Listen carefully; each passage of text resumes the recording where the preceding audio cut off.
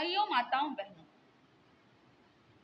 किसी एक समय में एक चूड़ी वाला अपनी चूड़ियों की टोकरी अपने सर पर लेकर अपने गांव से दूसरी गांव की ओर जा रहा था, जहां पर मेला लगा था और मेले में अपनी दुकान उसे चूड़ियों की जमाना था। अब रास्ते में चलते चलते कुछ थकान हुई, विचार किया थोड़ी देर आराम कर लो और उसके बाद में आगे चलो, और इसलिए वो एक पेड़ के नीचे अपनी टोकरी को रखकर वहां पर आराम करने के लिए बैठ गया। अब इंसान का स्वभाव होता है, वो कहीं पर भी यदि ऐसे खाली बैठा तो वो चुप नहीं बैठ सकता। ये भी कभी पांव से जमीन कुदेद रहा है, कभी हाथ से जमीन कुरेद रहा है, कभी वहां के कंकरों को पत्थरों को उठा रहा है, इधर उधर फेंक रहा है।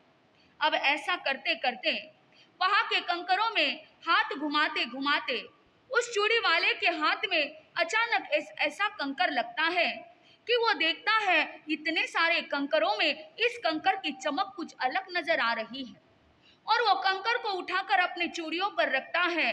सूरज की किरणें जैसे उस कंकर पर गिरती हैं, वो कंकर चमकने लगता है और कंकर के चमकने के साथ साथ में चूड़ियां भी चमकने लग जाती हैं। विचार करता है कि आज चूड़ियों की दुकान लगाऊंगा और उस पर यदि एक कंकर रख दूंगा तो चूड़ियां चमकने लग जाएगी, और चूड़ियों की चमक देखकर बहनें दौड़ी दौड़ी आएगी और मेरी चूड़ियां आज जल्दी बिक जाएगी। इसी खुशी खुशी में उसकी थकान दूर हो जाती है, कंकर को जेब में रखता है और चूड़ियों की टोकरी लेकर पहुंच जाता है मेले में। वहां पर अपनी दुकान जमाता है और वो कंकर निकालकर उन चूड़ियों के ऊपर रख देता है। अब मेला शुरू होता है, लोग आते हैं, बहनें आती हैं, चूड़ियां खरीदती हैं, समय जा रहा है। ऐसे में उसी रास्ते से एक जोहरी गुजरता है। अब उस जोहरी की नजर उन चूड़ियों पर नहीं बल्कि चूड़ियों पर रखे हुए कंकर पर जाती है, और वो जोहरी जाकर चूड़ी वाले से पूछता है, क्यों भाई, क्या ये कंकर बेचोगे? वो कहता है, हाँ भाई बेचूंगा, क्यों नहीं बेचूंगा। सोचता है रास्ते में मिला ना पैसा लगा ना दाम, क्यों नहीं बेचूं, भाई कितने में दोगे? इसने कहा, भाई 50 रुपए में दूंगा। अब व्यक्ति की आदत, कहीं पर भी जाता है तो क्या करता है, भाव करता है। वैसे उसकी भी आदत थी, उसने कहा भाई 50 रुपए तो बहुत ज्यादा है, 40 रुपए में देते हो तो ये कंकर ले लेता हूँ। ये कहता है 50, ये कहता है 40।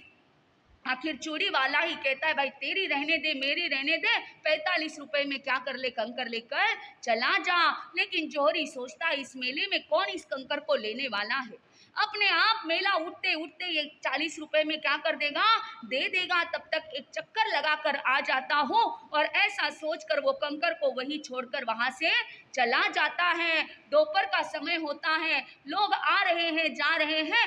ऐसे में वापस वहां से एक दूसरा जोहरी गुजरता है। अब उसकी नजर भी चूड़ियों पर नहीं बल्कि किस पर गिरती है, कंकर पर गिरती है, और जाकर वही सवाल पूछता है, क्यों भाई कंकर बेचोगे? हाँ भाई बेचूंगा, कितने में दोगे? अब ये सोचता है पहले व्यक्ति को 50 कहा, भाव करने लग गया, इसे पहले ही क्या कर लूं, ज्यादा दाम बता दो। तो इसने कहा, हाँ भाई बेचूंगा, लेकिन 100 रुपए से 1 रुपया भी कम नहीं लूंगा। अब वो जोहरी जेब में से 200 रुपए निकालता है, उसके हाथ में रखता है और कहता है, ले भाई 100 रुपए तेरे कंकर के और 100 रुपए तेरे बच्चों के लिए क्या करना, मेले से कुछ मिठाई और खिलौने लेता चला जाना।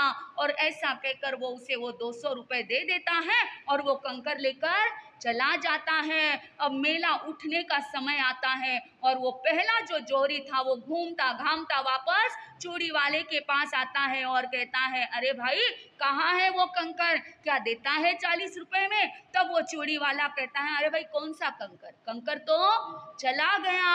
अरे भाई किसने किसको दिया, कितने में दिया? अरे भाई मैंने तो 100 रुपए कहा था, लेकिन वो भला आदमी आया और 200 रुपए देकर कंकर लेकर चला गया। तब वो जोहरी अपने सर को हाथ लगाता है और कहता है, अरे पागल, सच में तेरे जैसा मूर्ख तो मैंने आज की दुनिया में कहीं नहीं देखा। अब वो चूड़ी वाला कहता है, क्यों भाई, बात क्या हुई? अरे तू कितना मूर्ख है, जो कंकर तूने 100 रुपए में बेचा वो कंकर कोई साधारण कंकर नहीं था, बल्कि वो लाख रुपए का हीरा था। क्या था? लाख रुपए का हीरा, जो तूने मात्र कितने में बेचा, 100 रुपए में बेचा। सच में तेरे जैसा मूर्ख तो मैंने पूरे दुनिया में कहीं नहीं देखा। अब वो चूड़ी वाला कहता है, देखो भाई, मैंने तो मेरे बाप दादा के जमाने से हीरा क्या होता है मैंने देखा नहीं, हीरे की चमक मुझे पता नहीं, मैं पूरी तरह से अनजान हूँ। लेकिन भाई तुम तो ज्ञानी थे, तुम तो बचपन से हीरो में पले बड़े हो, तुम्हें तो पहचान थी कि वो लाख रुपए का क्या है, हीरा है। अरे मैं तो अज्ञानी था, लेकिन तुम तो ज्ञानी थे, और तुम जानकार होते हुए भी तुमने लाख रुपए का हीरा कितने में के लिए छोड़ा? 5 रुपए के लिए छोड़ा। भाई मूर्ख मैं हुआ या मूर्ख तुम हुए? आपको क्या लगता है मूर्ख कौन है, चूड़ी वाला या जौहरी? जौहरी है। क्यों है? क्योंकि वो जानकार था, जानता था कि ये कोई साधारण कंकर नहीं बल्कि कितने का है, लाख रुपए का हीरा है। लेकिन कितने रुपए के लिए छोड़ा? हमें किस पर हंसी आई, जौहरी पर या चूड़ी वाले पर? जौहरी पर। भाई उन पर तो बड़ी हंसी आई, पर कहीं ये बात हम भी तो नहीं कर रहे हैं? थोड़ा अपने आप से पूछो, वो जौहरी पर तो हंस दिए, लेकिन हम क्या कर रहे हैं? हमें भी तो लाख मोल का ऐसा मनुष्य जन्म मिला है, लेकिन इतना लाख मोल का मिला है, जानते भी है, हर बार सुनते भी हैं, साधु संत हर बार आते हैं, चिल्ला चिल्ला कर कहते हैं कि भाई मनुष्य जन्म मिलना क्या है, दुर्लभ है। लेकिन फिर भी हम क्या कर रहे हैं? उस जौहरी की तरह हम भी ना जाने कौन से गुमान में, कौन से चक्कर में उलझे हुए हैं कि जानकर भी समझ कर भी जैसे 5 रुपए के लिए लाख रुपए का हीरा गंवा दिया, और हम भी छोटी छोटी बातों के लिए अपने मनुष्य जन्मों को क्या कर रहे हैं, गंवा रहे हैं। भाई संभल जाओ, दुर्लभ ऐसा मनुष्य जन्म मिला है। भगवान ने कहा है जो जो दुर्लभ बातें बताई है, उसमें सबसे पहली दुर्लभ बात कौन सी बताई? मनुष्य जन्म का मिलना दुर्लभ है। लेकिन ऐसी दुर्लभ चीज भी हमें प्राप्त हो गई, यानी हमारी कितनी पुण्यवानी है कि दुर्लभ से दुर्लभ वस्तु आज हमारे पास में है। कि हम सब कौन बने हैं? हम कौन बने? हम मनुष्य बने हैं। और मात्र हमारी पुण्यवानी यहाँ तक ही नहीं है, बल्कि हमारी पुण्यवानी तो और लोगों से आगे है, क्योंकि मनुष्य तो कई हैं, लेकिन हमारी पुण्यवानी और थोड़ी आगे बढ़ती है। और हमें दूसरी दुर्लभ बात भी मिल गई कि हमें मनुष्य जन्म तो मिला, लेकिन कौन से कुल में मिला? जिन शासन में मिला, जैन धर्म में मिला। यानी ये भी हमारी पुण्यवानी है कि दूसरी लॉटरी भी हमारी क्या हो गई, खुल गई। मनुष्य जन्म की लॉटरी तो खुल ही गई, और साथ साथ में हमने किस में जन्म पाया? जिन शासन में, जैन कुल में जन्म पाया। इसीलिए आज हम बात करेंगे तो किसकी करेंगे? जिन शासन की करेंगे। क्योंकि एडमिशन कहाँ पर लिया है? गुरु गणेश पुष्कर कॉलेज में। जिसमें कौन सा कोर्स कर रहे हो? लाइफ मैनेजमेंट का कोर्स कर रहे हैं। भाई मुझे लगता है 2-3 लोग ही प्रवचन सुनते, बराबर है ना? या तो फिर ना जाने यहाँ पर आते तो हैं, लेकिन यहाँ का बनने में थोड़ा समय लगता है, बराबर है ना?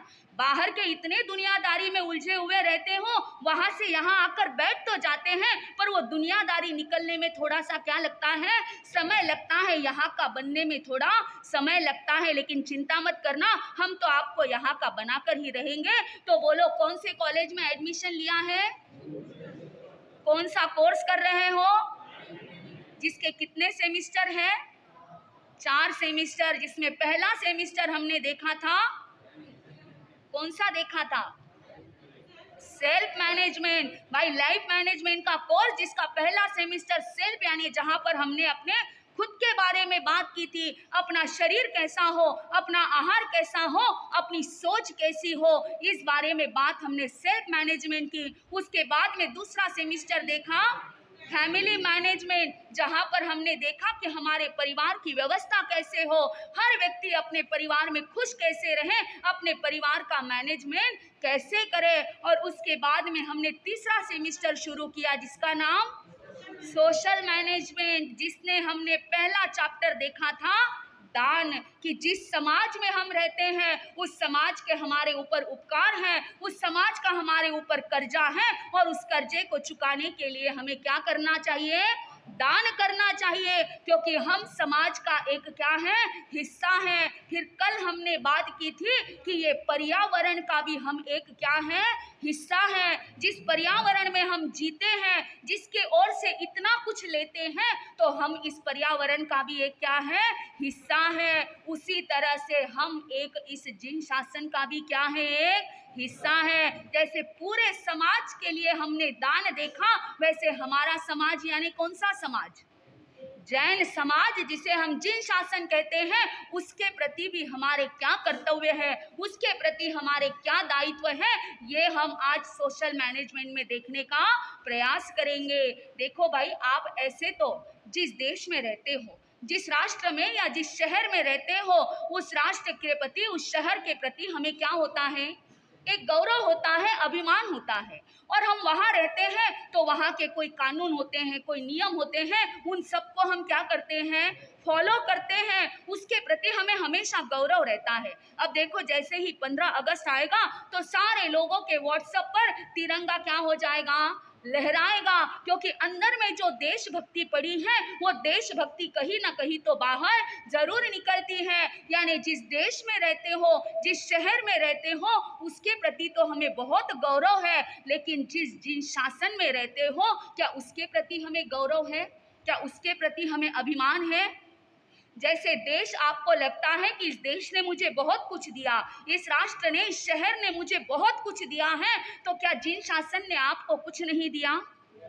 कितना कुछ दिया है। अरे गौरव होना चाहिए हमें भी जिन शासन के प्रति, कितना कुछ दिया है। आज इतने पूरी दुनिया में इतने सारे लोग हैं, लेकिन सारे लोगों में हम जैन लोगों की पहचान क्या है?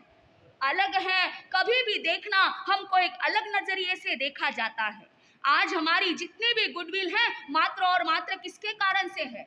जिन शासन के कारण से है। भाई देखो, दुनिया में चाहे कितना ही दंगा फसाद क्यों न हो, कितने ही आतंकवादी हमला क्यों न करे, लेकिन उन आतंकवादियों में, उन दंगा फसाद करने वालों में हर कौम का इंसान दिख सकता है, लेकिन जैन धर्म का इंसान कभी आतंकवादियों में आपको नजर नहीं आएगा। ये किसकी देन है? किसकी है भाई? बोलो तो सही।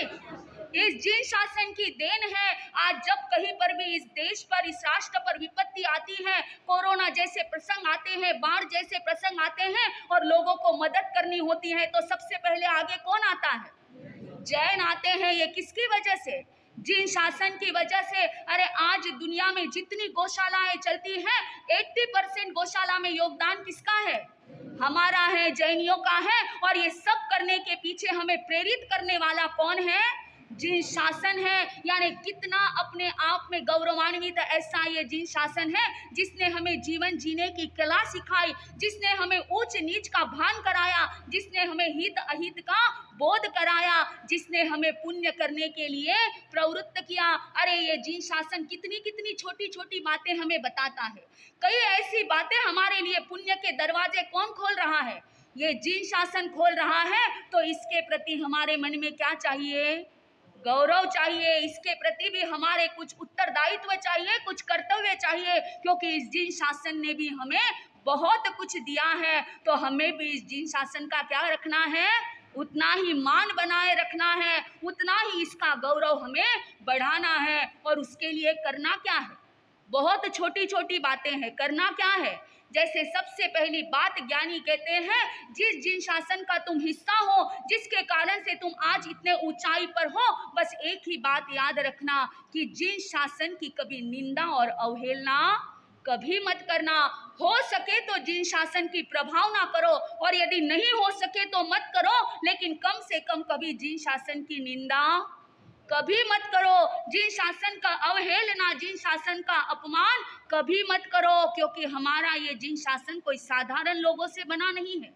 ये जिन शासन कोई साधारण लोगों से बना हुआ नहीं। कई कई महापुरुषों ने, कई कई दिव्य ऐसे ऊर्जा पुरुषों ने अपने क्या है, अपने अपने तप से, अपने त्याग से, अपने संयम से इस जिन शासन को सींचा है। आज उनके गौरव से हमारा ये जिन शासन कैसा बना है?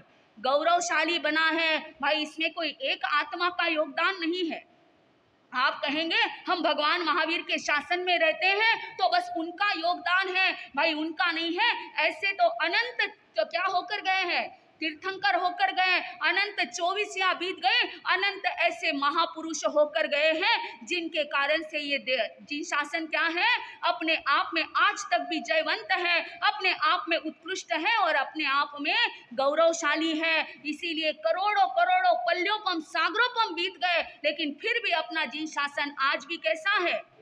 उतना ही मजबूत है, उतना ही गौरवशाली और उतना ही अपने आप में उत्कृष्ट है, क्योंकि इसे किसी एक आत्मा ने नहीं सींचा, बल्कि अनंत अनंत आत्माओं के तप ने, त्याग ने, संयम ने, उनकी प्रभावना ने, उनकी सेवा ने और उनके बलिदान ने इस जिन शासन को क्या किया है? सींचा है। अरे जब हम देखते हैं इस जिन शासन को, तो कई आत्मा ने 12-12 साल तक कठोर ऐसी साधना करके हमारे लिए कल्याण का मार्ग बताया। ये ऐसा जिन शासन है कि जहां पर कई आत्मा ने अपने सर पर धधकते हुए अंगारे रखे हुए भी सहन किए और सहनशीलता का पाठ उन्होंने हम सबके लिए एक बोध के रूप में दे दिया। अरे ये ऐसा जिन शासन है जहां पर स्वयं की गलती ना होते हुए भी घानी में पीले गए, लेकिन फिर भी अपने समभाव को दिखने नहीं दिया, यानी समता का बोध भी उन्होंने हमें दिया। और कई महापुरुषों ने अपने शरीर के द्वारा इतना तप किया कि अपने शरीर को क्रूश करके शरीर के नश्वरता का पाठ हमें दिया। और ये ऐसा जिन शासन किसको मिला? किसे मिला? हमें मिला, आपको मिला। और वो भी कैसे? रेडीमेड मिला, जन्म से मिला। उसके लिए कोई पुरुषार्थ यहाँ आने पर तो नहीं करना पड़ा। तो ऐसा जिन शासन हमें मिला है, हमारा कर्तव्य है कि उस जिन शासन की प्रभावना हो या ना हो, उसके लिए हम कोई आदर्श स्थापित कर सके या ना कर सके, संयम ले सके या ना ले सके, लेकिन कम से कम उसकी क्या नहीं करना? उसकी निंदा नहीं करना। और कभी ऐसा काम भी नहीं करना कि किसी का मन इस जिन शासन से क्या हो जाए? हट जाए। आप कभी कितना भी गलत काम मत करना कि किसी को आपको देखकर उसका धर्म के प्रति मन हट जाए, उसकी धर्म के प्रति, जिन शासन के प्रति उसकी श्रद्धा कम हो जाए। ऐसा काम भी अपने जीवन में कभी मत करना। और यदि आपको दिख भी रहा है कि आपके कारण से, आपके इस कार्य के वजह से लोगों के मन में अपने धर्म के प्रति, अपने शासन के प्रति मन में कहीं ना कहीं तो कटुता आई है, तो पहले प्रयास करना उस डिगी हुई श्रद्धा को वापस क्या करना? क्या? मजबूत बनाने का। इसीलिए पहले तो जिन शासन की निंदा भी मत करो और कोई ऐसा काम मत करो कि किसी के जिन शासन के प्रति श्रद्धा क्या हो जाए? कम हो जाए। भाई आपने मैना सुंदरी का प्रसंग सुना होगा। हर साल आप श्रीपाल चारित्र सुनते हो, उसमें मैना सुंदरी का प्रसंग आता है, जिसके पिता ने उसका विवाह किसके साथ में किया था? एक कोड़ी के साथ में विवाह किया। और जब वो विवाह करके वहां से जाने लगी, तो आजू बाजू में कई लोग अलग अलग तरह की बातें करने लगे। अब ये सारे शब्द किसके कान पर पड़ रहे थे? मैना सुंदरी के। कोई कह रहा था, अरे कैसा पिता है, एक कोड़ी के हाथ में अपने बेटी को दिया है, कोई ऐसा पिता दुनिया में होता है? तो कोई कहता है, अरे माँ भी तो कैसी निकली, अपनी बेटी कोड़ी के साथ ब्याही जा रही है और खुद कहाँ पर जाकर बैठी है? पियर में जाकर बैठी है। उसे तो बेटी के साथ में होना चाहिए था। ना जाने कितनी कितनी बातें लोग कर रहे हैं और मैना सुंदरी सब सुन रही है, लेकिन वो इतनी सी भी विचलित नहीं हुई, बल्कि अपने आप में उतनी ही स्थिर बनकर आगे बढ़ रही है। लेकिन चलते चलते, सुनते सुनते उसके कान पर ऐसे शब्द पड़े कि उसका दिल अंदर से दहल उठा। उसने ये बात सुनी कि कोई एक कहने लगा, अरे भाई ये कैसा धर्म है, ये कौन सा धर्म जो वर्तमान में क्या है, भविष्य के दुखों पर, भविष्य में सुख प्राप्त करने के लिए वर्तमान में इतना दुख झेले, ये ऐसा कौन सा धर्म है? भाई ये कौन सा धर्म जो कर्म के लिए अपने पिता से भी क्या करवा दे? विरोध करवा दे। ये कैसा धर्म? और इस धर्म ने इसको दिया क्या? तो क्या दिया? एक कोड़ी पति दिया। ये कैसा धर्म? और जब ये बात मैना सुंदरी ने सुनी, तो अब तक इतनी बातें सुनने के बाद में जो विचलित नहीं हुई, लेकिन जैसे ही किसी ने जैन धर्म के बारे में बात की, तो वो मैना सुंदरी अंदर से क्या हो गई? विचलित हो गई। विचार करने लगी कि ऐसा क्या करूं, इन लोगों के मन में आज अपने धर्म के प्रति गलत भावना आई है, इसकी जिम्मेदार मैं हूं। ऐसा क्या करूं जो इनकी वापस धर्म के प्रति क्या हो जाए? श्रद्धा बन जाए। चिंतन कर रही है, विचार कर रही है। शादी का पहला दिन है, लेकिन मन में चैन नहीं, बस एक ही खंत है, एक ही चुभन है कि मेरी वजह से जैन धर्म क्या हो रहा है? बदनाम हो रहा है। और उसने भावना मन में आई कि कोई संत मुनिराज मिल जाए तो मैं अपनी शंका का क्या करूं? समाधान करूं। और भावना ऐसी फली कि शादी के पहला सूरज उदित हुआ अगले दिन का, और उसे किसके दर्शन हुए? मुनिराज के दर्शन हुए। और वो मैना सुंदरी उनके पास में गई और जाकर अपना गीत नहीं गाई, कि मुझे ऐसा कोड़ी पति मिला, ऐसा घर मिला, कोई उपाय बताइए। बस कि उसने जाकर गुरुदेव के चरणों में एक ही विनंती की कि गुरुदेव मुझे कोई ऐसा मार्ग बताए कि जिससे मेरा जैन धर्म का नाम क्या हो जाए, ऊंचा हो जाए, मेरी वजह से जैन धर्म निंदित ना हो, मेरी वजह से जैन धर्म के प्रति किसी की अश्रद्धा ना हो, तो मुझे कोई ऐसा मार्ग बताए। और उस समय में उन मुनिराज ने श्रीपाल का भविष्य देखते हुए और जैन धर्म को बचाने के लिए किसकी आराधना दी? नवपद ओली की आइंबिल की आराधना दी। और उस आराधना से श्रीपाल का कुष्ठ रोग क्या हुआ? पूरी तरह से खत्म हुआ। और जब ये बात मैना सुंदरी के पिता को पता चली तो आकर उसने मैना सुंदरी से माफी मांगी और अपने बेटी और जवाई को धूमधाम के साथ में कहां पर लेकर गए?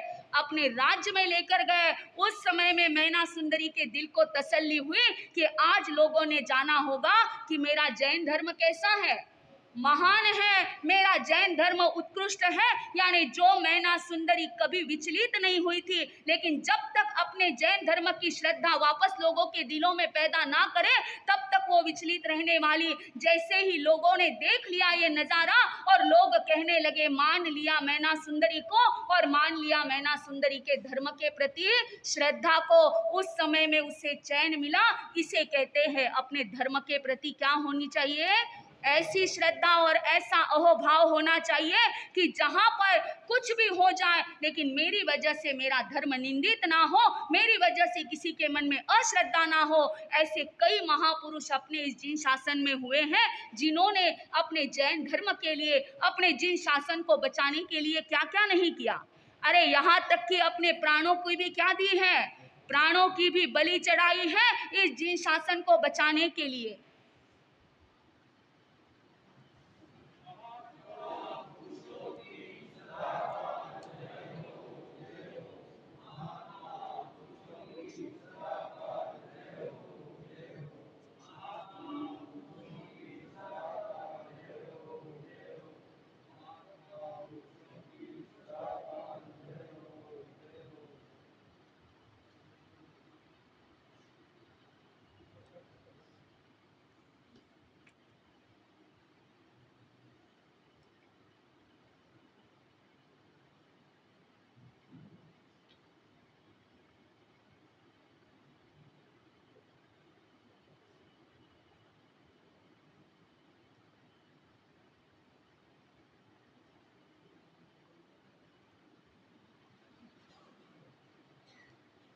Dábalo.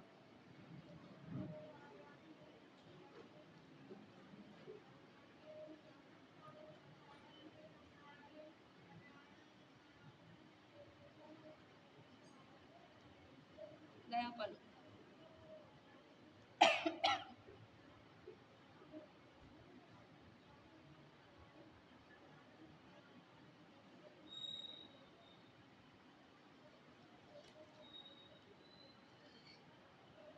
Por bulan. Por bulan. Naman por bulan yung तो इस तरह से हम देख रहे हैं कि जैसे हमारे इस देश को बचाने के लिए कई लोगों ने अपने बलिदान दिए, वैसे ही हमारे जिन शासन के लिए भी ऐसे कई उदाहरण इतिहास में मिलते हैं कि जिन्होंने इस जिन शासन की निंदा ना हो, इस जिन शासन का महत्व किसी के मन में ना घटे, इसीलिए अपने प्राणों तक का क्या कर दिया, बलिदान कर दिया। ऐसे कई इतिहास में उदाहरण है। यानी ऐसे गौरवशाली महापुरुषों से ये क्या बना है, जिन शासन बना है। इसीलिए कहा है गौरवशाली महापुरुषों से जिन शासन में उजियारा, चरणों में वंदन हमारा, चरणों में वंदन हमारा। गौरवशाली महापुरुषों से जिन शासन में उजियारा, चरणों में वंदन हमारा, चरणों में वंदन हमारा। अपने चारित्र की सौरभ से महकाया जग है सारा, ये जिन शासन है हमारा, ये जिन शासन है हमारा, ये जिन शासन है हमारा, ये जिन शासन है हमारा। तो ऐसा ये जिन शासन जहाँ पर कई गौरवशाली आत्माओं ने अपने चारित्र की सौरभ से इसको महकाया है, और हमें भी, हम इतना कुछ ना भी कर सके तो बस हमारी ओर से उनकी निंदा ना हो, इसका हमें क्या रखना है, ध्यान रखना है। क्योंकि कहते हैं जो जिन शासन की निंदा करता है वो दुर्लभ बोधि बन जाता है। क्या बनता है?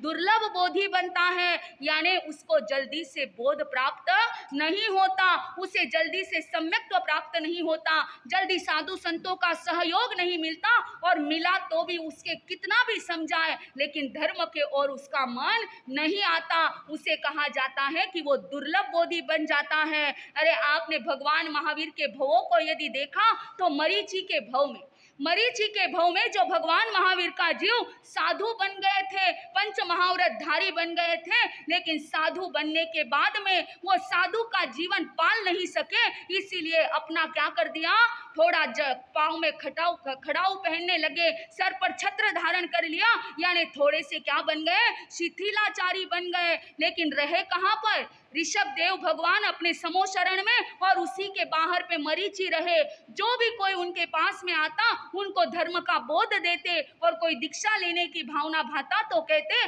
सच्चा धर्म यहाँ पर नहीं, बल्कि सच्चा धर्म कहाँ पर है, भगवान के पास में है। तब तक तो बात ठीक थी, लेकिन एक दिन ऐसा प्रसंग हुआ कि उस मरीचि के मन में अपने भविष्य को लेकर चिंता हुई। ऐसे में यदि सबको वहां पर भेजता रहा तो मेरी सेवा कौन करेगा, मेरे बीमारी में मेरी सेवा कौन करेगा। और मन में थोड़ी सी क्या जागृत हो गई, मन में थोड़ी सी इच्छा अपना कुछ करने की जागृत हो गई, और वहां पर एक कोई उनके पास में आया और उसे कहा वहां पर भी धर्म है और यहाँ पर भी धर्म है। बस इतनी सी भूल कर दी, जिन शासन के प्रति इतनी सी गलती कर दी, तो कहते हैं उस मरीचि के भव में जिनको ये संयम मिला था, पंच महाव्रतधारी साधु बने थे, उस समय में वहां पर उसकी अवहेलना की, तो सीधे 17वें भव में विश्वभूति जब बने तब तक उनको संयम नहीं मिला। भाई हर भव में साधु तो बनते रहे, लेकिन कौन से साधु बने, त्रिदंडी बने, तापस बने, जो भगवे वस्त्र धारण करते हैं वैसे साधु बने। लेकिन पंच महाव्रतधारी साधु जो तीसरे भव में एक इतनी सी गलती की कि थोड़ी सी अपने जिन शासन की अवहेलना की, तो उसके फल के प्रति स्वरूप 17वें भव तक क्या नहीं मिला, जिन शासन नहीं मिला। इसीलिए कहते हैं जो जिन शासन की निंदा करता है, जिन शासन की अवहेलना करता है, वो कौन हो जाता है, दुर्लभ बोधि हो जाता है, उसे जल्दी बोध नहीं मिलता। इसीलिए बचना है तो किससे बचना है, जिन शासन की निंदा करने से बचना है। भाई आप जिन शासन की निंदा करते हो, यानी किसकी निंदा करते हो, कौन कौन आता है जिन शासन में, सिर्फ हम हैं या सिर्फ आप हो, चतुर्विद संघ आता है, यहाँ तक कि अरिहंत सिद्ध आचार्य उपाध्याय साधु श्रावक श्राविका, ये सब कुछ किसमें आते हैं, किसमें आते हैं, चतुर्विद संघ में, जिन शासन में आते हैं। और जब हम एक श्रावक श्राविका की भी निंदा करते हैं तो हम जिन शासन की निंदा करते हैं, और साधु संतों की भी निंदा करते हैं तो किसकी करते हैं, जिन शासन की। लेकिन आजकल तो वो बातों का एक टॉपिक बन चुका है, रिश्तेदार परिवार वाले कम पड़ गए निंदा करने के लिए, इसके लिए अब किसकी निंदा करना शुरू हो गया, साधु संतों की भी। ये ऐसा है वो वैसा है, इनका प्रवचन ऐसा उनका वैसा, इनकी क्रिया ऐसी उनकी क्रिया ऐसी। अरे भाई आपको ये किसने सौंपा है ये काम, जिसने संयम लिया है वो अपना अपना खुद जानता है। उसने जब अपने मर्जी से संयम लिया है तो क्या करने से कर्म बनता है, क्या करने से निर्जरा होती है, मुझे कर्म बांधना है या निर्जरा करना है, ये डिपार्टमेंट किसका है, आपका या साधु संतों का। भाई वो उनका जाने। जब आप कोई गलती करते हो तो क्या साधु संत आपकी निंदा करते हैं, आप तो श्रावक श्राविका खुद को कहते हो। तो श्रावक कौन होता है पता है, जो 12 व्रतों को धारण करता है, तिथि तिथि पर पोषण करता है, अपना जीवन मर्यादा में जीता है, वो श्रावक कहलाता है। अब जब आप सच में अपना जीवन मर्यादा में जीते हो, आपके द्वारा कोई गलती नहीं होती, तो जब आप गलती करते हो तो साधु संत आपकी निंदा करते हैं या आपको समझाते हैं, समझाते हैं, फिर आपका भी कर्तव्य क्या बनता है? जब आप साधु संतों के लिए अम्मा पियरों की जगह पर हो, इतना बड़ा दर्जा आपको दिया है, तो आपका भी काम बनता है कि अपने बच्चों के जैसे उनसे कभी कोई गलती भी हो जाए तो अकेले में ले जाकर उनसे बात करो, उनको समझाओ। यदि उनकी कोई मजबूरी हो तो वो आपको बता देंगे, अन्यथा उनकी कोई गलती हो तो वो उसको क्या कर लेंगे, सुधार लेंगे। पर बाहर निंदा करने से क्या होने वाला है? अरे क्या पता जिसकी निंदा कर रहे हो वो एक भव अवतारी हो या 3 या 9 भव में मोक्ष में जाने वाले हो। आज जिस क्रिया का वो पालन कर रहे हैं उसके प्रति उनके अंदर में भी कहीं ना कहीं चुभन हो, ये बाहर से आप किसका भी अंदाजा नहीं लगा सकते। इसीलिए बच जाओ, कम से कम इतनी प्रतिज्ञा तो अपने जीवन में लो कि कभी साधु संतों की निंदा तो हम कभी नहीं करेंगे। अरे कितना कुछ देते हैं वो आपके लिए, क्या क्या नहीं करते। खुद की साधना करते करते जो भी कुछ वो अपने जीवन में पाते हैं वो किसको देने का प्रयास करते हैं? आप लोगों को हजारों किलोमीटर की पैदल यात्रा करके आपके यहाँ पर आते हैं, आपको जिनवानी सुनाते हैं। अरे ये जो मठधारी साधु हैं उनके पास में जाकर पूछो एक प्रवचन का कितना लेते हैं, कितना रुपया लेते हैं? लाख रुपए लेते हैं। और उनका एक प्रवचन रखना है तो लाखों रुपए लगते हैं सिर्फ ऑर्गेनाइजेशन में और उनका पैसा देने में और आने जाने का खर्चा करने में। लेकिन आपका साधु आपको कैसे सुनाता है? बिल्कुल फ्री, और वो भी कितने दिन? 1 दिन 2 दिन नहीं, चातुर्मास में तो लगातार 120 दिन, और ऐसे तो 12 ही महीने यहाँ पर जिनवानी की गंगा चलती ही रहती है। तो लेकिन ऐसे भी साधु संतों के प्रति आप लोग क्या करते हो? निंदा करते हो। अरे भाई जिनका कोई स्वार्थ नहीं, बस आपके लिए अपने समय में से समय निकालते हैं, आपका जीवन सुधरे इसीलिए बार बार आपको प्रेरणा देते हैं, आप धर्म की ओर जुड़े इसीलिए नई नई आइडिया लाते हैं कि कैसे भी करके आप यहाँ तक पहुँचे और आपके बच्चों का और आपका भविष्य सुधरे। लेकिन इतना सब कुछ करने के बाद में भी आपकी ओर से साधु संतों के लिए क्या आता है? तब मन में खेद होता है जब कभी आपके मुख से हमारे लिए जब हम निंदा सुनते हैं, तब मन में खेद होता है हम किनके लिए जी रहे हैं, किनके लिए कर रहे हैं। चाहते तो हम भी अपने आत्म साधना में मस्त रह सकते हैं, लेकिन हमारी भावना होती है कि आज के इस युग में न तीर्थंकर है, न 14 पूर्वधारी है, न कोई गंधर है। आज के इस युग को बचाने वाले कोई है तो मात्र कौन है? साधु संत है। बस यही परोपकार की भावना से प्रत्येक साधु संत आपको उनके पास में जो कुछ है वो देने का प्रयास करता है। लेकिन फिर भी यदि आपकी ओर से उनकी अवहेलना होती है, निंदा होती है, तो वो साधु मन में क्या हो जाता है?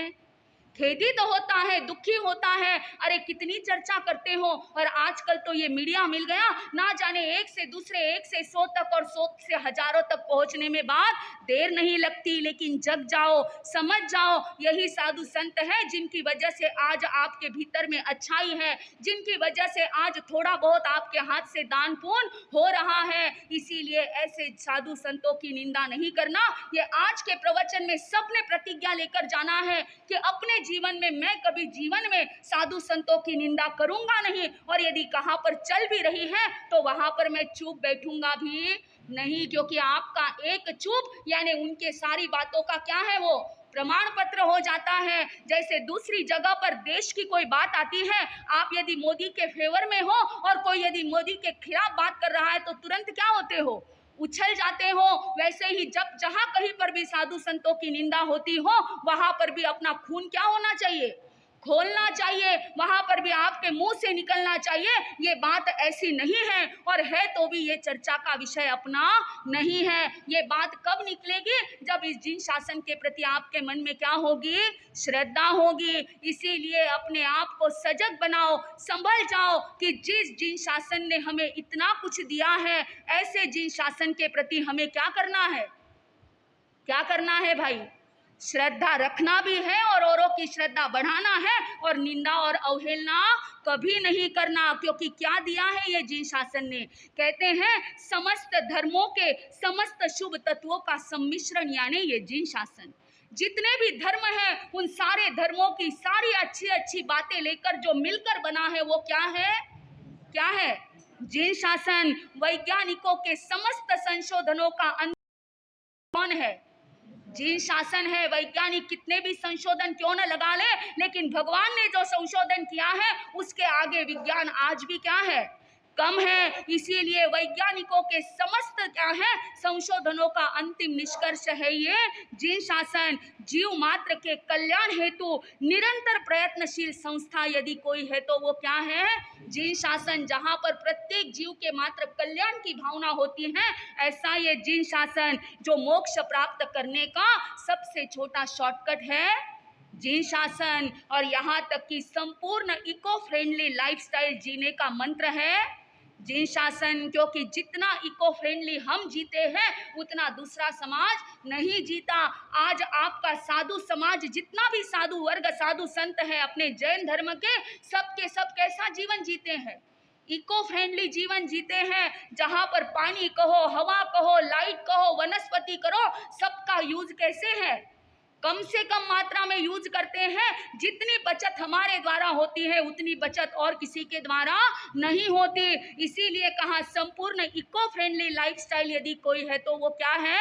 जीन शासन। प्रत्येक इंसान को भगवान बनने की आमंत्रण पत्रिका देने वाला क्या है, जीन शासन। क्योंकि बाकी के धर्म में भक्त जीवन भर भक्ति करता रहे तो भी भक्त ही बनकर रहता है, लेकिन हमारा जीन शासन ऐसा है जो भक्त को भी एक दिन क्या बना देता है, भगवान बना देता है। ये ताकत मात्र किसमें है, जीन शासन में है। और विश्व की समस्त समस्याओं का समाधान क्या है, जीन शासन है। इसीलिए मन में जीन शासन के प्रति भावना होती है, जीन शासन सबसे महान, जीन शासन जग की शान, बन शासन मेरा प्राण, मांगू ऐसा वरदान।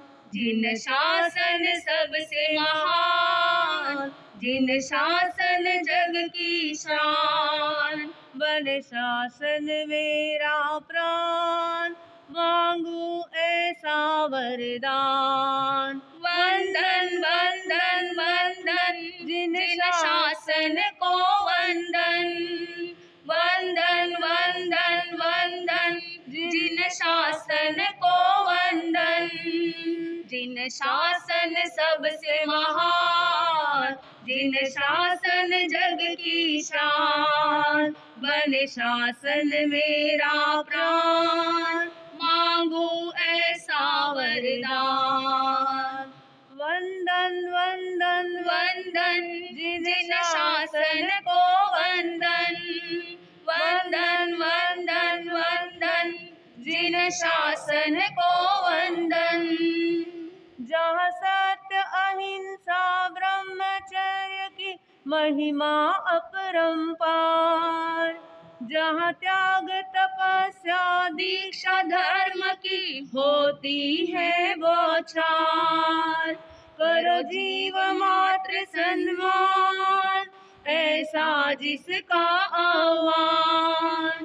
करो जीव मात्र सन्मान, ऐसा जिसका आह्वान। जिन शासन सबसे महान, जिन शासन जग की शान, बन शासन मेरा प्राण, मांगू ऐसा वरदान। वंदन वंदन वंदन जिन शासन को वंदन, वंदन वंदन वंदन जिन शासन को वंदन।